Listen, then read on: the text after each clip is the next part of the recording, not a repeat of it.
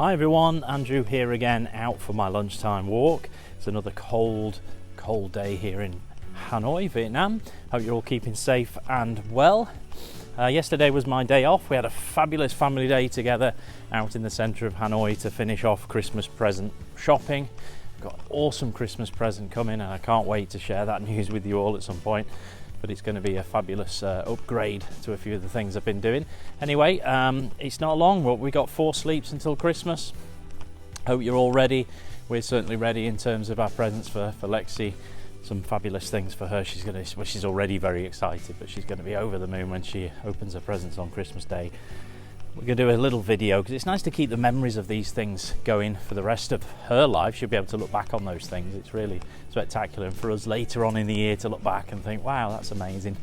And you use those memories perhaps as a motivator to keep you, I suppose, happy. And sometimes when you're not feeling great, you can look back on these great memories and make yourself feel good again, like you did at the time when you did them. That's another sort of an NLP technique. If you add emotion to something that happens in your life, you get to remember it much easier in the future. So for example, if something really good happens to you and you get really happy and you're really elated by that thing that happened, you really remember that time again very easily in the future. And the same is true if something really bad happens to you and you have such a negative emotion linked to that memory, you'll be able to recall that again in the future.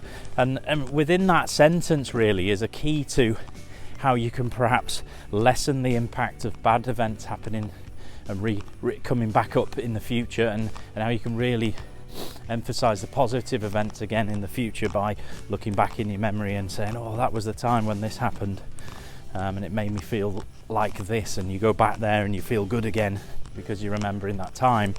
And if something bad happens to you, try and keep the emotion out of it so that it doesn't affect you again in the future. It's not as simple as that, but it is basically that formula. So if, for example, you're on your journey and you're trying to improve yourself, in my case losing weight and getting healthy, and you're perhaps not on the right track, but you have a bad day, for example, don't get upset about it.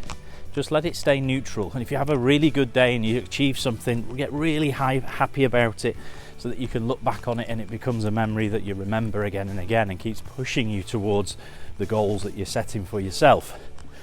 And obviously if something even more important happens in your life and you add a really strong emotion to it, you'll be able to recall it again in the future. And if something bad happens to you, try and stay as neutral as you possibly can. Don't let your emotions run away with you, because that event will just keep coming back to you in the future. And there are ways to lessen that effect on you in the future if you are suffering a little bit with past events. And maybe we'll do a video on that in the future, but for now, keep focused on your positive outcomes for 2021. Keep reviewing this year 2020 and what things have been good and what things have not been so good, and how you can move forward next year and improve on those things. So I'll leave you to it. Get up, get out and get it done. Do something today to improve your tomorrows, and I'll see you all again soon for another video. Take care. Have a great